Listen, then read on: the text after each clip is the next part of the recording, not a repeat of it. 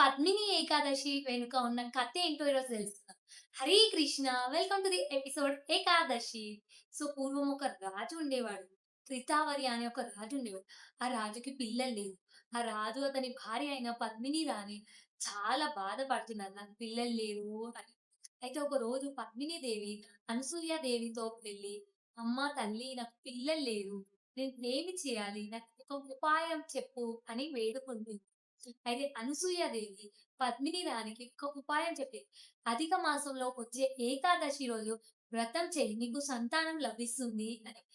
అయితే పద్మిని రాణి చాలా నిష్టతోని ఆ వ్రతం చేసింది. ఇది చూసి విష్ణు భగవానుడు ప్రత్యక్షమై ఒక వరం ఇచ్చారు. ఇప్పుడు పద్మిని రాణికి కృతావర్య అర్జున అనే పరక్రమవంతుడైన కుమారుడు జన్మించాడు. అందుకోసం రాణి పేరు మీదనే పద్మిని ఏకాదశి అనే పేరు వచ్చింది. ఈ ఏకాదశి చేయడం వల్ల మనకేమొస్తుంది? మోక్షం లభిస్తుంది. తరతరాల పాపాలన్నీ తొలగిపోతాయి. సంతానం లభిస్తుంది. మీరందరూ కూడా ఈ ఏకాదశి చేయాలని కోరుకుంటున్నాను. హరే కృష్ణ!